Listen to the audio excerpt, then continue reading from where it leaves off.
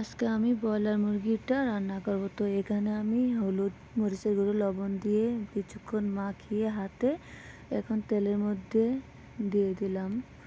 তো এখন আমি মুরগিটা ভেজে নেব।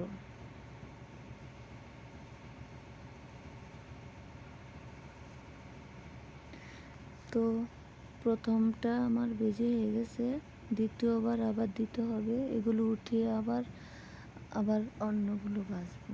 আরও রয়ে গেছে বাটিতে, ওগুলো আবার ভাজবো। ভেজে নিলাম। এখন নতুন আলু দিয়ে রান্না করব। তো আলুটা একটু তেলের মধ্যে ভাজবো, কিছুক্ষণ ভেজে নিব। আর আলুটা তেলের মধ্যে ভাজলে না আমার কাছে খুব ভালো লাগে। আলুটা খেতে যে ভিতরে সব কিছু ঢুকছে, তেল মশলা, তাই ভাজা ভাজা আলুটা আমার বেশি ভালো লাগে। তো আজকে মুরগির মাংসটা আমি আলু দিয়ে ঝোল করব। তো আলুটা আমার ভাজা হয়ে গেছে। এখন আমি পেঁয়াজটা দিব। আবার একটু তেল দিছি, তারপরে পেঁয়াজ দিছি। এখন লবণ দিয়ে ভাজা ভাজা করব। লবণটা দেওয়ার কারণ হলো লবণটা দিলে তাড়াতাড়ি পেঁয়াজটা ভাজা হয়ে যায়। তো এখন আমি গরম মশলাটাও দিলাম। তারপরে কিছুক্ষণ নাড়াচাড়া করে এখন আদা রসুন বাটা দিছি। এখন রসুন বাটা দিছি, আদা বাটা দিছি। এখন মরিচের গুঁড়া দিব, হলুদের গুঁড়া দিব, দিয়ে কিছুক্ষণ নাড়াচাড়া করব। মশলাগুলো সব কিছু হয়ে গেলে আবার এখন জিরার গুঁড়া দিছি,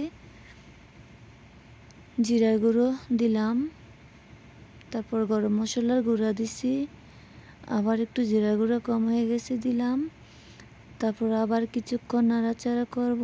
তেলের মধ্যে মশলাগুলো ভেসে উঠলে তেলটা, তারপর আমি মুরগির মাংসটা আলু একসাথে দিয়ে দেব, কারণ নতুন আলু তো একসাথে দিলে সমস্যা নেই, মুরগির মাংস আর আলু একসাথে হয়ে যাবে। আবার আমি তেলের মধ্যেও সব কিছু একসাথে ভাজা ভাজা করে নিছি, আলুটাও। তো কিছুক্ষণ আমি মশলার মধ্যে মাংস আলু নাড়াচাড়া করব, ভাজা ভাজা করে তারপরে একটু ঢাকনা দিয়ে ঢেকে দেবো। আবার নাড়াচাড়া, যাতে নিচে দিয়ে না পোড়া লাগে, কিছুই না লাগে। এখন আমি ফুটানো গরম পানি দিলাম, তারপর ঢাকনা দিয়ে ঢেকে দিয়েছিলাম। এখন আবার ঢাকনা সরিয়ে দেখতেছি হাল অবস্থা কি। তো একটু নাড়াচাড়া করে দিয়ে আবার ঢাকনা দিয়ে ঢেকে দিব। তারপরে এই তো আমার মুরগির ঝোলটা হয়ে গেছে। মুরগি আলু দিয়ে রান্না করলাম ঝোল। এখন আমি ঢাকনা দিয়ে ঢাকবো আর একটু ঝোল আবার ঢাকনা দিয়ে ঢাকবো। তো এই তো আমার রান্না হয়ে গেছে, কমপ্লিট হয়ে গেল। আমি এখন বাটিতে বেড়ে নিব। এই তো মুরগির মাংসের ঝোল রান্না। আল্লাহ হাফেজ।